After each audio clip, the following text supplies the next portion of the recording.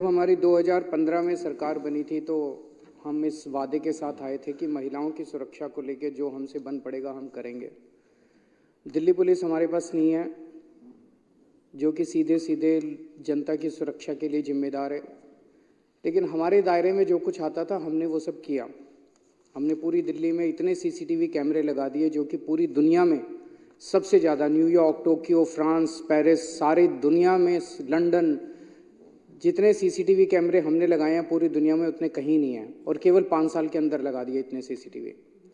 जितने dark spots थे हमने वहाँ पे स्ट्रीट लाइट्स लगवाई, और उसी दिशा में हमने बसों के अंदर बस मार्शल्स की नियुक्ति की।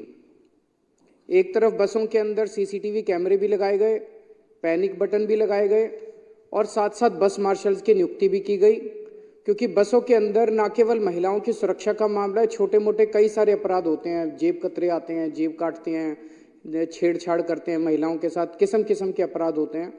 उन सब अपराधों को रोकने के लिए बस मार्शल्स की नियुक्ति का प्रपोजल बनाया गया, और 2015 से बस मार्शल्स अच्छा काम कर रहे थे। मेरे पास ढेरों उदाहरण है जो बस मार्शल्स ने शानदार काम किया है। 20 नवंबर 2019 को मार्शल अरुण कुमार ने देखा कि एक 4 साल की बच्ची को लेके एक आदमी बस से नीचे उतर रहा है, और वो बच्ची जोर जोर से रो रही है ढोलक कुआं के पास। तो उसे शक हुआ और उसने उस आदमी को पकड़ लिया, और पता चला कि वो उस बच्ची का किडनैप करके लाया था निजामुद्दीन रेलवे स्टेशन से, और बाद में बच्ची को अपने पेरेंट्स के साथ मिलवाया गया। 29 अक्टूबर 2019 को मार्शल मनीष कुमार ने देखा कि एक आदमी ने टिकट नहीं ले रखी और उसका सस्पिशियस बिहेवियर था। उसे पकड़ के जब उसका बैग छानबीन की गई तो उसमें से 5 मोबाइल फ़ोन और 4 एटीएम की मशीनें निकली। उसे भी थाने में हैंडओवर किया गया। नवंबर 2019 में मार्शल संतोष ने एक चोर को रंगे हाथों पकड़ा और उसके यहाँ से एक चोरी किया हुआ मोबाइल फ़ोन मिला 540 नंबर बस में। 6 जनवरी 2023 को मार्शल संदीप चक्कारा ने एक आदमी को एक लड़की के साथ गलत काम करते हुए रोहिणी के क्षेत्र में पकड़ा, और उस आदमी को, इस तरह के ढेरों एग्जाम्पल्स हैं, उसे पुलिस के हवाले किया गया। ये स्कीम अच्छी खासी चल रही थी, और अचानक इस स्कीम को 1 नवंबर से बंद कर दिया गया।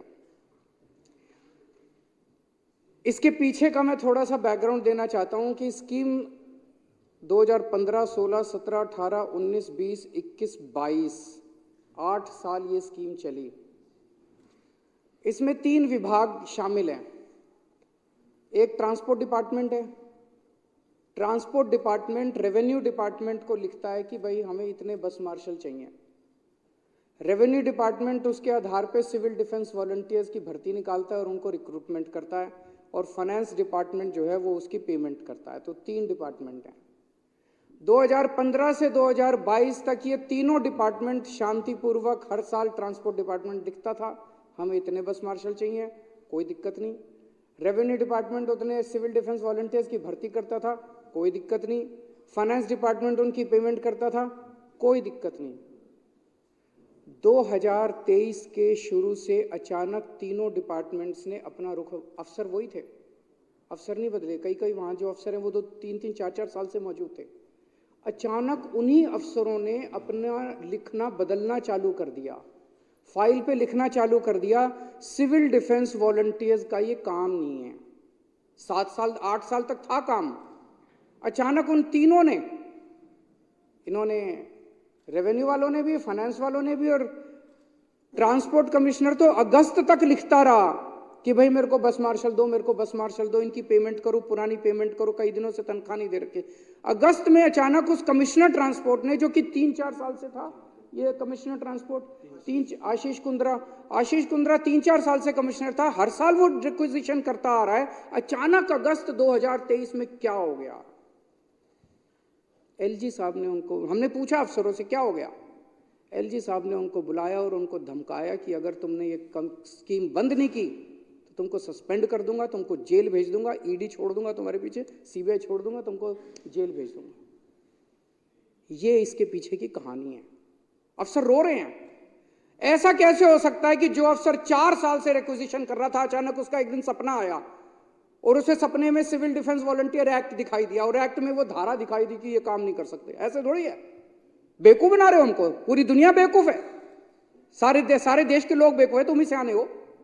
उनको बुला बुला के धमकाया गया, ये स्कीम बंद करवाई गई। क्यों? क्योंकि ये स्कीम महिलाओं के अंदर बहुत पॉपुलर थी। दिल्ली के बस में ट्रैवल करने वाले लोगों को ये, जैसे अभी कैलाश गहलोत ने इन्होंने बताया कि उनको ये लगता था कि हमारा अपना आदमी वर्दी में बैठा है, ये हमारी सुरक्षा करेगा, और इस तरह से ये स्कीम बंद करवाई गई। अध्यक्ष महोदय, मेरे को जब पता चला, और सितंबर में, अगस्त और सितंबर में मैंने कागज देखे हैं, मंत्री जी ने, रेवेन्यू मिनिस्टर ने, फाइनेंस मिनिस्टर ने अधिकारियों के साथ मीटिंग्स ली, मिनट्स ऑफ मीटिंग है, मिनट्स ऑफ मीटिंग में कहा गया कि यह स्कीम बंद नहीं होनी चाहिए। लिखित में आदेश दिए गए कि स्कीम बंद, लेकिन एलजी तो सारे डरते हैं। एलजी तो किसी को भी जेल भेज सकता है, एलजी तो किसी को भी सस्पेंड कर सकता है, बड़ा पावरफुल आदमी है, किसी को भी कुछ भी कर दे, तो एलजी से सारे डरते हैं। जब मेरे को पता चला, मैं एलजी साहब से मिलने गया। मैंने कहा, सर ये क्या हो रहा है? मैं सुन रहा हूँ कि आप सिविल डिफेंस वॉलंटियर्स को इनको हटाने की वो कर रहे हो। तो उन्होंने कहा कि अरविंद जी देखो, अब बसों के अंदर तो सीसीटीवी कैमरे भी लगे हुए हैं और ये पैनिक बटन भी है, क्या जरूरत है बस मार्शल्स की? हम 280 करोड़ रुपए इनके ऊपर खर्च कर रहे हैं। मैंने कहा, सर मेरे लोग हैं दिल्ली के 2 करोड़ लोग, मैं 280 तो क्या 2080 भी करूंगा खर्च, मेरी मर्जी। मेरे को लोगों ने चुन के भेजा है, आपको तो चुन के नहीं भेजा, मेरे को लोगों ने चुन के भेजा है। मैं अपने लोगों की सुरक्षा के लिए 280 क्या 2800 करोड़ रुपए खर्च करूंगा। आप कौन होते हैं इसको रोकने वाले? आप तो नहीं रोक सकते। और मैंने कहा, अगर सीसीटीवी कैमरे और पैनिक बटन से ही हो जाता, तो मैंने कहा सारे राजनिवास के चारों तरफ सीसीटीवी कैमरे तो लगे हुए हैं, पैनिक बटन और दीवारों पे लगा देते हैं, आपकी सुरक्षा हटा देते हैं। क्या जरूरत है आपकी सुरक्षा की? पूरी दिल्ली के अंदर तो सीसीटीवी कैमरे लगाई दिए, पैनिक बटन और लगा देते हैं, हर खंबे के ऊपर दिल्ली पुलिस भंग कर देते हैं। क्या जरूरत है? अरे layers and layers of security होती है किसी भी समाज के अंदर सुरक्षा की। एक लेयर ऑफ सिक्योरिटी बसों के अंदर है सीसीटीवी कैमरे की, एक लेयर ऑफ है पैनिक बटन की, एक है बस मार्शल की। कोई किसी के सामने पैनिक बटन आया और उसको ध्यान आ गया, वो पैनिक बटन दबा देगा। बाद में अगर अपराध को जांच करने के लिए सीसीटीवी कैमरे की जरूरत पड़ी, सीसीटीवी कैमरा। बस मार्शल किसी के सामने बैठा और कोई लड़की को छेड़ रहा है, वो बस मार्शल को कही भैया इसको जरा सा रोको। हम layers and layers of security, तो उसको रोका कैसे जा सकता है? तो उन्होंने कहा ठीक है, मैं नहीं रुकने दूंगा। और फिर उन्होंने फाइल के ऊपर आदेश कर दिया कि इनको हटा दिया जाए। जिस दिन ये अखबार के अंदर छपा था, मेरे को याद है, जिस दिन उन्होंने आदेश किया था 2 दिन पहले अखबार के अंदर छप गया था कि एलजी साहब रोकने वाले। मैंने फोन किया एलजी को, सवेरे सवेरे उठ के 8 बजे मैंने फोन किया, सर ये अखबारों में मैं क्या पढ़ रहा हूँ? आपने मेरे को प्रॉमिस किया था कि आप इनको नहीं हटाओगे, आप क्यों हटा रहे हो इनको? मैंने उसी दिन चिट्ठी लिखी, मैं कहीं और गया हुआ था उस दिन, मैंने वहां से चिट्ठी लिखी एलजी साहब को कि, और वो चिट्ठी एक चिट्ठी लिखी और 2 बार नोट भेजा है मैंने, एक मंत्री के थ्रू नोट भेजा है कि मौजूदा सिविल डिफेंस वॉलंटियर्स को नहीं हटाया जाना चाहिए, मौजूदा सिविल डिफेंस वॉलंटियर्स को कंटिन्यू रखिए। और जब तक वो कह रहे थे कि नहीं हम होमगार्ड करेंगे, मैंने कहा ठीक है, जब तक होमगार्ड नहीं आते तब तक इनको रख लो, और होमगार्ड इन्हीं को नियुक्त कर दो। होमगार्ड आपको कानूनी पेंच ही तो फंसाने हैं। जो आज सिविल डिफेंस वॉलंटियर काम कर रहे हैं, इनको एक्सपीरियंस है, इनको अनुभव है, कई दिन से काम कर रहे हैं। मैंने कहा इन्हीं को होमगार्ड बना देना। मेरे फाइल के ऊपर नोटिंग है मेरी, आप जो नोटिंग की बात है, जो अभी लगे हुए हैं होमगार्ड की कंडीशन ऐसी होमगार्ड की कंडीशन, और अब खुद हटा के बीजेपी वाले उनके धरने में जाके टेस हुए, अपने मगरमच्छ के आंसू बहा रहे हैं। शर्म आनी चाहिए आप लोग, थोड़ी सी शर्म बची है तुम लोगों के अंदर तो डूब मरो चुल्लू भर पानी के अंदर। तुम लोग इस तरह की गंदी राजनीति करते हो, खुद ही हटवाते हो और खुद ही उनके उसमें धरने में जाके तुम रोना रोते हो। अभी आपने कहा इनको नियमित किया जाना चाहिए, करने को तैयार हूं मैं, चलो मैं और तुम चलते हैं अभी एलजी साहब के पास। अभी आपने कहा चलो मेरे साथ, अगर माइक के लाल हो तो चलो मेरे साथ, अभी एलजी साहब के पास चलो, मैं करने को तैयार हूं, मैं जहां साइन करोगे खाली कागज पे दस्तखत करने को तैयार हूं, एलजी से करा के लाओ। तुम्हारा एलजी है? झूठ बोलते हो। जिस फाइल पे दस्तखत करने इनकी बहाली के लिए मैं अभी तैयार हूं, फाइल पे साइन करने के लिए, इनको नियमित करने के लिए मैं अभी तैयार हूं साइन करने के लिए। नौटंकी मत करो, नौटंकी मत करो, नाटक मत करो, गंदी राजनीति मत करो। कल मेरे को एक चिट्ठी लिखी है एलजी साहब ने, मैं इनकी मांग का समर्थन करता हूं। मैंने बार बार एलजी साहब से 2 ही बात कही है और वो होनी चाहिए। मैं इसका भी समर्थन करता हूं कि एक तो ये जब तक बहाली नहीं होती नए लोगों की, इनको जारी रखा जाए, और दूसरा ये कि जब ये इनकी बहाली होगी तो इन्हीं लोगों को दूसरे होमगार्ड की तरह नियुक्त कर दिया जाए। मैंने एक हफ्ते पहले भी फोन किया एलजी साहब को, मैंने कहा जो तुमने अब ऐड निकाला है, इस ऐड में लिखा हुआ है, इस ऐड में इनको कोई वेटेज नहीं दिया हुआ पुराने वालों को। मैंने कहा सर आपने भी प्रॉमिस किया था, मैंने भी प्रॉमिस किया था कि इनको वेटेज दिया जाएगा, वेटेज क्यों नहीं दिया? हाँ मैं कराता हूं। कराते नहीं है, फिर वेटेज क्यों नहीं दिया जा सकता इनको? अब ये कहां जाएंगे? इनकी तो उम्र होली, नौकरी लेने के लिए कहां जाएंगे? इनको वेटेज क्यों नहीं दे सकते? उसके अंदर ना इनकी उम्र बची, ना इनका कुछ वो बचा, अब कैसे कहां नौकरी लेंगे? इनको वेटेज देने में क्या दिक्कत है? इनके पास हर एग्जाम में दिया जाता है जो पुराने वाले होते हैं। अब कल एलजी साहब ने मेरे को एक चिट्ठी लिखी है, चिट्ठी बहुत गंदी है, उसमें भाषा बहुत ही गंदी है। आप लोग पेटी पॉलिटिकल गेम्स के लिए काम कर रहे हैं। You are passing the buck for one your own inefficiency. अपने स्पीकर साहब को बता देना, स्पीकर को मेरे अंडर में आते हैं क्या? एलजी को यह भी नहीं पता कि जुडिशरी, लेजिस्लेचर और एग्जीक्यूटिव 3 स्तंभ हैं राजनीति इसके कॉन्स्टिट्यूशन के? क्या उनको ये नहीं पता कि speaker is an independent constitutional authority, he does not report to the chief minister? कि अपने स्पीकर साहब को बता देना कि इसमें से एक्सपेंज कर दे प्रोसीडिंग्स में से। मैं कुछ नहीं कह सकता स्पीकर साहब को, हमारे सबके माननीय है स्पीकर साहब, मैं नहीं कह सकता इनको कुछ। You and your ministers are accusing me, your statements are white lies. This is a typical example of abuse and scoot game which you seem to have mastered. You have made a career out of it. ये LG साहब मुख्यमंत्री को चिट्ठी लिख रहे हैं, ये भाषा है?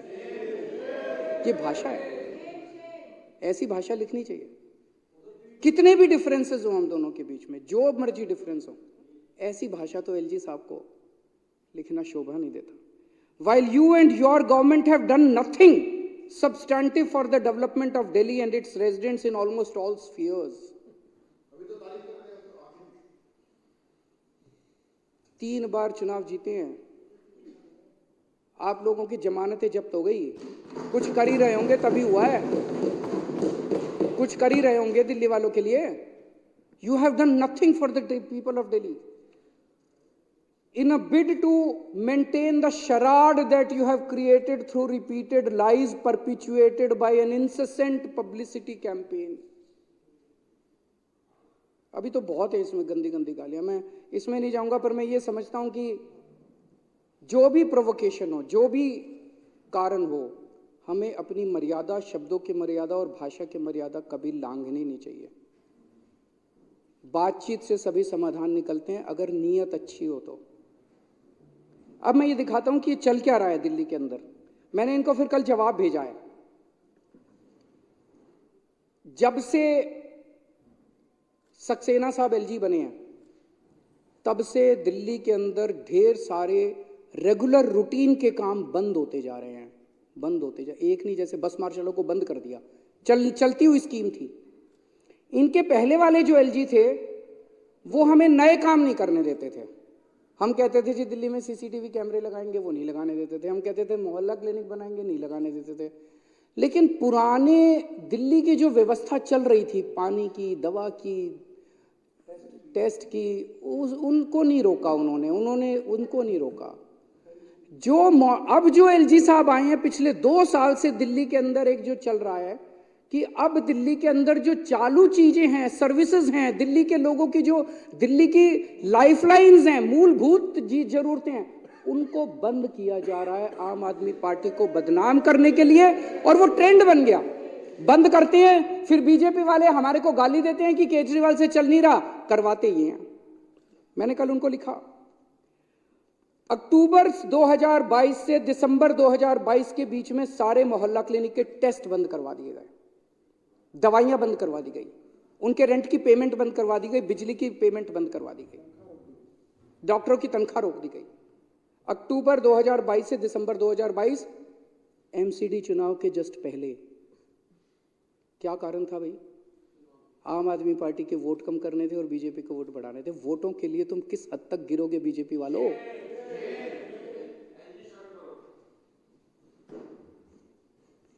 ओपीडी सितंबर 2023 से फरवरी 2024 के बीच में ओपीडी के काउंटर के ऊपर अस्पतालों के अंदर जो वो डेटा एंट्री ऑपरेटर बैठे थे, एक शॉट में सबको हटा दिया। अब कोई अस्पताल जाता है तो खिड़की ऊपर कोई बैठा हुआ नहीं मिलता। ये सब हमने लड़ लड़ के दोबारा चालू कराए हैं।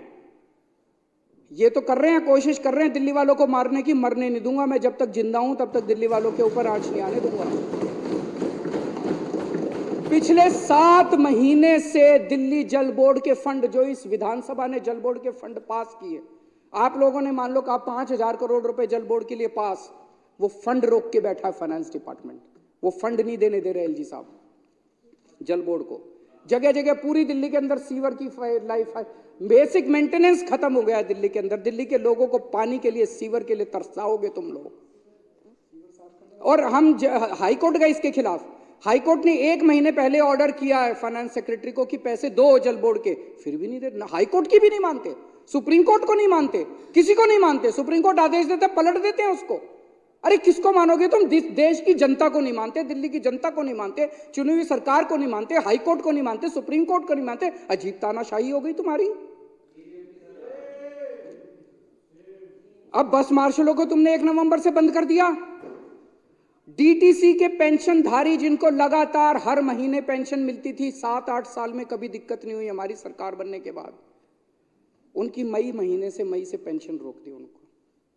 अब लड़ लड़ के दिलवाई है पेंशन, अभी मिली है पिछले महीने, कई महीनों की पेंशन एक साथ दिलवाई है मैंने, 6 महीने की एक साथ। फरिश्ते स्कीम कि दिल्ली की सीमाओं के अंदर किसी का एक्सीडेंट हो जाएगा तो उसका जहां मर्जी वो इलाज करा ले, प्राइवेट में, बड़े से बड़े प्राइवेट, उसका सारा खर्चा हम देते थे। 23,000 लोगों की हमने जान बचाई है एक्सीडेंट वालों की। एलजी साहब ने वो स्कीम भी बंद करा दी। और ये बड़े मजे की बात यह है, एलजी साहब को मैंने जाके बताया, पिछले 6 महीने में मेरी जितनी मीटिंग हुई है, बार बार मैंने एलजी साहब को कहा है जी मैं अफसरों को बुलाता हूं और मैं उनसे पूछता हूं भाई क्यों बंद कर रहे हो। हर अफसर ये कहता है मेरे को एलजी ने बुला के धमकाया, मेरे को एलजी ने बुला के धमकी दी है कि काम करोगे तो। एलजी साहब बोले मैंने तो कभी धमकी नहीं दी, मुझे नहीं पता सच्चाई क्या है। अफसर कह रहे हैं एलजी ने बुला के धमकाया, एलजी साहब कह रहे हैं मैंने कोई धमकी नहीं दी। तो ये अचानक पिछले 2 साल के अंदर दिल्ली की सारी पेमेंट बंद क्यों होती जा रही है? दवाइयों की पेमेंट बंद हो रही है, टेस्ट की पेमेंट बंद हो रही है, मंत्री लिखित में आदेश दिए जा रहे हैं, उनके आदेश नहीं माने जा रहे। यही अफसर हैं, अफसर नहीं बदले, सारे के सारे वही अफसर हैं जो अभी तक जो अफसर काम कर रहे थे सरकार के लिए, अचानक उन अफसरों ने जो बेसिक सर्विसेज है वो भी प्रोवाइड करना बंद कर दिया। कुछ तो गड़बड़ है। मैंने कहा चलो जी आपकी बात मान लेते हैं कि आप नहीं कर रहे, तो आप इनको सस्पेंड करो। फिर सस्पेंड भी नहीं करेंगे, ट्रांसफर करो, ट्रांसफर भी नहीं करेंगे। तो भाई दाल में तो कुछ काला है। सारा देश तो पागल नहीं है और आप ही अकेले सियाने नहीं हो। अब धीरे धीरे सबको पता चलने लगा कि ये चल क्या रहा है दिल्ली के अंदर। तुम लोग किसी भी हद तक गिर सकते हो, इस देश को बेच सकते हो तुम लोग केवल 4 वोट के लिए।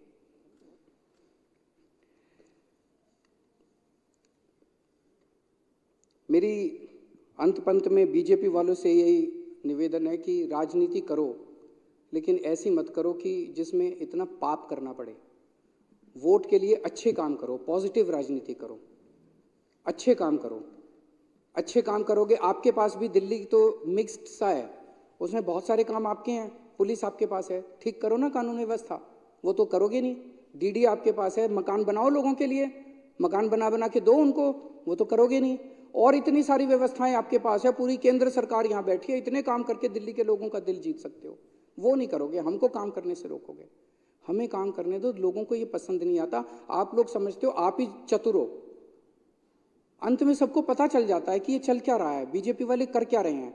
एलजी को कह के पहले काम रुकवाते हैं, एलजी साहब धमकाते हैं अफसरों को, अफसर फिर काम रोकते हैं और फिर जाके धरने पे बैठ जाते हैं उनके साथ, फिर मेरी हाय हाय करते हैं। ये नहीं चलेगा, मत करो, अच्छी बात नहीं।